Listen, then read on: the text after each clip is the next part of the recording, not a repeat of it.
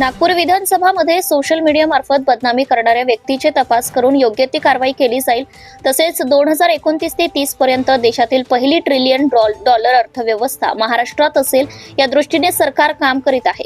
तसेच अर्थव्यवस्था भक्कमच राहील असं मुख्यमंत्री यांनी 2030 पर्यंत 1 ट्रिलियन डॉलरचा टप्पा गाठणार। महाराष्ट्राची अर्थव्यवस्था सध्या भक्कम असून 2030 पर्यंत महाराष्ट्रात तिजोरीत अमाप पैसा आहे असे मी म्हणणार नाही। मात्र महाराष्ट्र हा देशातला सशक्त अर्थव्यवस्थेचा सर्व निकष पूर्ण करणाऱ्या मोजक्या राज्यांपैकी एक आहे। राज्य सरकारने व्हिजन डॉक्युमेंट तयार केले असून त्यामध्ये 2047 चा विकास महाराष्ट्र कसा असेल याचा सविस्तर रोडमॅप आखण्यात आलाय।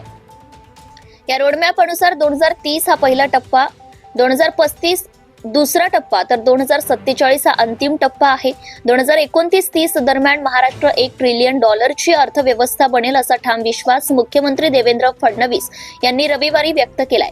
विधानसभेत नियम 293 अन्वये मांडलेल्या अंतिम आठवडा प्रस्तावाला उत्तर देताना ते बोलत होते। यावेळेस मुख्यमंत्री फडणवीस हे बोलत होते। त्यामुळे महाराष्ट्र अत्यंत शक्तिशाली राज्य असून त्याबाबत कोणत्याही प्रकारचा संभ्रम बाळगण्याची गरज नाही। 106 वाहनांच्या बलिदानातून संयुक्त महाराष्ट्राची निर्मिती झाली आहे असेही ते म्हणाले। प्रत्येकाची मानहानी अनेक प्रकरणांमध्ये केली जाते। त्यामुळे या गंभीर प्रश्नाकडे मी प्रामुख्याने लक्ष करतो आणि विशेष करून सायबर विभागाचं याच्यातली भूमिका काय राहणार आहे, तुमच्या विभागाची भूमिका काय स्पष्ट करावं। अध्यक्ष महोदय, निश्चितपणे नाना भाऊंनी जो विषय समोर मांडलेला आहे, अलीकडच्या काळामध्ये व्हॉट्सअपचा उपयोग, वेगवेगळ्या सोशल मीडिया प्लॅटफॉर्मचा उपयोग ही सर्रास कोणाची बदनामी करण्याकरता त्या ठिकाणी त्याचा वापर केला जातो। त्यामुळे निश्चितपणे या संदर्भात ही पोस्ट कोणी केलेली आहे ती व्यक्ती हुडकून काढून आणि त्या संदर्भात योग्य जी कारवाई आहे ती कारवाई केली। आपल्याला वाटचाल करायची आहे आणि म्हणूनच याचं औचित्य साधून सभागृहातल्या दोन्ही बाजूच्या नेत्यांना माझी विनंती आहे की पुढचा काळ आपल्याकरता अत्यंत महत्वाचा आहे। अमृत महोत्सवाकडे जाताना रचनात्मक अशा प्रकारच्या कार्यातून आपण महाराष्ट्राला खूप वेगाने पुढे नेऊ शकतो। आपण विरोधी पक्ष आहे, सत्तारूढ पक्ष आहे, हे जरी असलं तरी आपण सगळेच महाराष्ट्राच्या हिताचा विचार करणारे लोक आहोत आणि म्हणून एकत्रितपणे महाराष्ट्राला पुढे नेण्याकरता काय करता येईल याचा विचार आपण केला पाहिजे।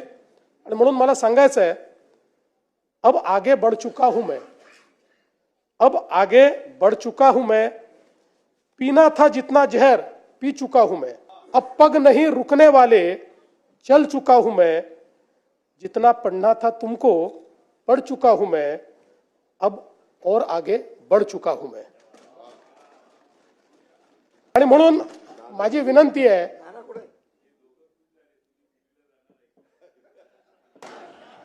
आगे म्हणजे नागपूर पासून मुंबई पर्यंत समृद्धी हायवेने।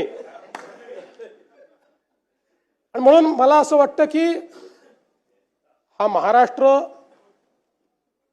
अतिशय शक्तिशाली अशा प्रकारचं राज्य आहे।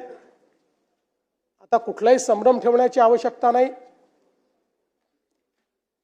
106 हुतात्म्यांनी तयार केलेला संयुक्त महाराष्ट्र, त्यामुळे कोणीही मनात शंका आणू नये की मुंबई महाराष्ट्रापासून वेगळी केली जाईल, मुंबई तोडली जाईल, कारण निवडणुका आल्या की अशा प्रकारची टीका होत असते। म्हणून या सभागृहामध्ये मी निश्चितपणे सांगतो की मुंबई कालही महाराष्ट्राची होती, आजही महाराष्ट्राची आहे आणि जोपर्यंत चंद्र आणि सूर्य आहे तोपर्यंत ती महाराष्ट्राचीच राहील। आणि आपले दैवत छत्रपती शिवरायांनी जो मार्ग आपल्याला दाखवला, भारतरत्न डॉक्टर बाबासाहेब आंबेडकरांनी जो मार्ग आपल्याला दाखवला, त्या संविधानाच्या मार्गाने आणि छत्रपती शिवरायांच्या तत्वानेच या ठिकाणी आपला महाराष्ट्र चालत राहील। Subscribe now and press the bell icon. Never miss an update.